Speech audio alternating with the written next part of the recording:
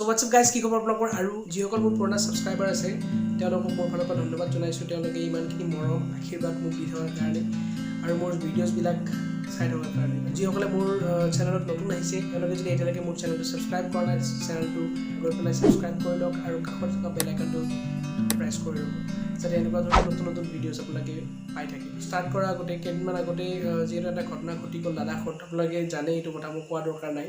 চাইনাৰ সৈনিক আৰু ইণ্ডিয়াৰ সৈনিকৰ মাজত যিটো এটা সংঘৰ্ষ ঘটি গ'ল, যিগৰাকীকৈ বীৰ জোৱানে তেওঁলোকৰ প্ৰাণ আহুতি দিলে আৰু তেওঁলোকক আচলতে মই থিয় দি পেলাই চেলুট কৰিছোঁ তেওঁলোকক। আৰু আচলতে চেলুট কৰিলে কম হ'ব, তেওঁলোকে আচলতে যিখিনি ত্যাগ কৰিলে সঁচাকৈ কৈছোঁ কি ক'ম, ভাষা নাই আৰু।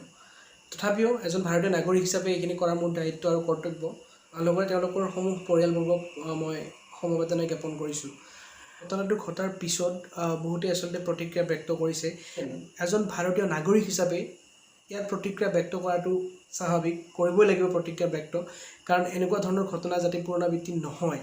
ভিডিঅ'টো বনোৱাৰ কাৰণটো হ'ল কি যে যিসকলে মোক জানে তেওঁলোকে গম পায় যে মই আচলতে এটা মোবাইল ব্যৱসায়ৰ লগত জড়িত। তো বহুতে আচলতে আহি পেলাই মোক প্ৰশ্ন কৰে যে দাদা চাইনিজ প্ৰডাক্টবিলাক বন্ধ হ'ব নেকি, চাইনিজ প্ৰডাক্টবিলাক মানে ইউজ কৰিব নালাগে নেকি, বয়কট কৰিব লাগে নেকি, এনেকুৱা ধৰণৰ বহুত প্ৰশ্ন মোক কৰে। আৰু তেনেকুৱা ধৰণৰ প্ৰশ্ন মোক কৰাটো স্বাভাৱিক। আচলতে মই যদি ইম'চনেলি ক'ব যাওঁ কথাটো, আচলতে চাইনিজ প্ৰডাক্ট ইউজ কৰিব নালাগে যদি ইম'চনেলি কওঁ। বাট যদি মই লজিকেলি কওঁ তেনেহ'লে আপোনালোকে এই চাইনিজ প্ৰডাক্টবিলাক ইউজ কৰিব পাৰে। কিয় পাৰে মই আপোনালোকক জনাই আছোঁ।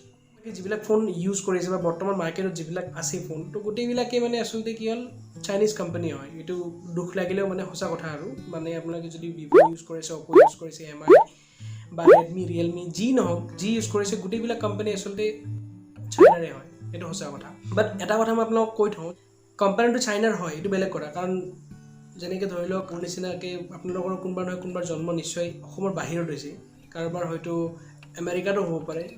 বাট এইটো জৰুৰী নহয় যে আপোনালোকৰ জন্ম ক'ত হৈছিলে, বাট এতিয়া বৰ্তমান আপোনালোকে কোনখিনি জেগাত আছে, কোনডোখৰ ঠাইত আপোনালোকে স্থায়ী বাসিন্দা, সেইটোৱে ডাঙৰ কথা। কোম্পানীটো চাইনাৰ হ'ব পাৰে, বাট 99.9% মানে কাম আমাৰ ইণ্ডিয়াত হয়। মানে এছেম্বলৰ পৰা আদি কৰি পেকেজিঙৰ পৰা আদি কৰি পেলাই প্ৰাইচ টেগ আমাৰ ইণ্ডিয়াত হয়। গমেই পায় ডাঙৰ ফেক্টৰী এটা লঞ্চ কৰিলে ৰিচেণ্টলি উত্তৰ প্ৰদেশত। তো গতিকে তাত গোটেইবিলাক বস্তু এছেম্বল হয়। তো গতিকে আপোনালোকে এইটো কথাক লৈ পেলাই ভয় খাব নালাগে যে প্ৰডাক্টবিলাক চাইনাৰ বুলি পেলাই। ঠিক আছে, ইণ্ডিয়াত এছেম্বল হোৱাৰ লগে লগে ইণ্ডিয়াৰ বহুত কেইজন 90% ইণ্ডিয়াৰ মানুহ জড়িত হৈ আছে, হয়তো 10% হয়তো চাইনাৰ মানুহ ইনভলভ থাকিবও পাৰে, বাট 90% ইণ্ডিয়াৰ মানুহ জড়িত হৈ আছে ইয়াত। ইণ্ডিয়াৰ মানুহখিনি যদি জড়িত হৈ আছে তেনেহ'লে আপোনালোকে এই প্ৰডাক্টবিলাকক বয়কট কৰাৰ কথা কি আছে, কাৰণ কি আছে? ঠিক আছে, ভঙাৰ কাৰণটো কি আছে? আৰু এটা কথা কি হ'ল, যদি আপোনালোকে ভাবে যে নাই ঠিক আছে আমি চাইনিজ প্ৰডাক্ট ইউজ নকৰোঁ, চাইনিজ প্ৰডাক্টবিলাক ভাঙি পেলাই শেষ কৰিব লাগে, তেনেহ'লে আপোনালোকৰ লছটো আপোনালোকৰ আৰু ইণ্ডিয়াৰ লছ হ'ব।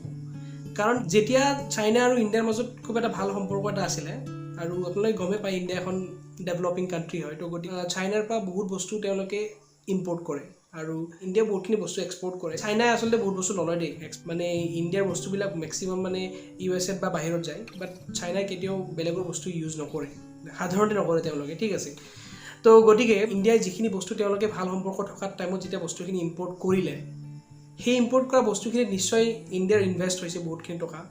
তো গতিকে সেই বস্তুখিনি যদি আপোনালোকে সেইবিলাক বস্তু ভাঙি পেলাই চুৰমাৰ কৰি পেলাই শেষ কৰি দিয়ে, বয়কট কৰি দিয়ে, তেনেহ'লে লছটো কাৰ হ'ব নিজে ভাবি চাওক। হয়তো আপোনাৰ লছ হ'ব, নহ'লে বা ইণ্ডিয়াৰ লছ হ'ব। আপোনালোকে কৰিব পৰা কাম এটাই আছে যে আপোনালোকৰ তাত যদি কিছুমান আননেচেচাৰী এপ্লিকেশ্যন আছে যিবিলাক মানে চাইনাৰ হয়, সেইবিলাক আপোনালোকে আনইনষ্টল কৰি দিব পাৰে। এইটো আচলতে কৰিব পৰা কাম আমাৰ ফালৰ পৰা। সেইবিলাক বস্তুৰ পৰাও আচলতে চাইনাই বহুত টকা ইনকাম কৰি আছে, বহুত ৰেভিনিউ ইনকাম কৰি আছে। তো গতিকে এইবিলাক আপুনি আনইনষ্টল কৰি দিয়ক, এইবিলাক পাৰে যিহেতু।